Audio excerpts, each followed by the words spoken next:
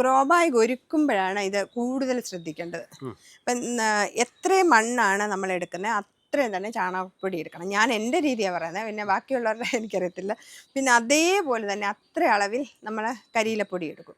ഇത് മൂന്നും നല്ലതായിട്ട് ഡോളോമൈറ്റ് കക്ക കിട്ടുവാണെങ്കിൽ അതാ നല്ല കടൽ കക്ക, അങ്ങനെ അത് കിട്ടുവാണെങ്കിൽ അത് ഏറ്റവും നല്ലത്. എല്ലാം കൂടെ മിക്സ് ചെയ്ത് വെച്ചിട്ട് ഞാൻ ഡോളോമൈറ്റാണ് കൂടുതലായിട്ട് ഉപയോഗിക്കുന്നത്. കക്ക കിട്ടുന്ന സമയത്ത് കക്ക ഇട്ട് കൊടുക്കും.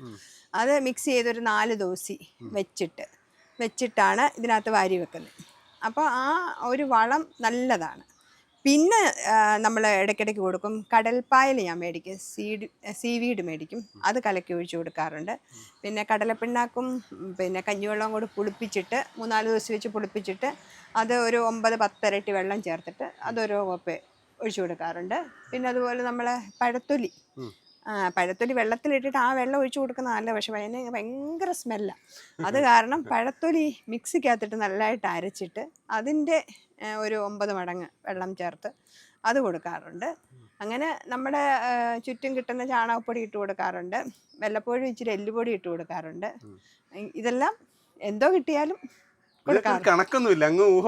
എല്ലാ ആഴ്ചയിലും എന്തെങ്കിലുമൊക്കെ കൊടുക്കും, അല്ലാതെ ഒന്നും കൊടുക്കാതിരിക്കത്തില്ല. ഓരോ ആഴ്ചയിലും പിന്നെ ഡോളോമൈറ്റ്, ഇപ്പം നമ്മൾ ഈ പിണ്ണാക്ക് കൊടുത്തു കഴിഞ്ഞാൽ ഒരു 3-4 ദിവസം കഴിയുമ്പോൾ ഡോളോമൈറ്റ് ഇട്ട് കൊടുക്കണം. ഇല്ലെങ്കിൽ pH, പിണ്ണാക്കെന്ന് പറഞ്ഞാൽ പുളിപ്പുള്ളത് കാരണം pH പെട്ടെന്ന് മണ്ണിൻ്റെ പോകാൻ ഇതുണ്ട്, അതുകൊണ്ട് ഡോളോമൈറ്റ് ഇട്ട് കൊടുക്കും. പിന്നെ ആഴ്ചയിൽ ഒരു 1-2-3 പ്രാവശ്യം വേപ്പെണ്ണ എമർഷൻ സ്പ്രേ ചെയ്യും. എന്താണെന്ന് വെച്ചാൽ കീടങ്ങൾ കയറാതിരിക്കാൻ.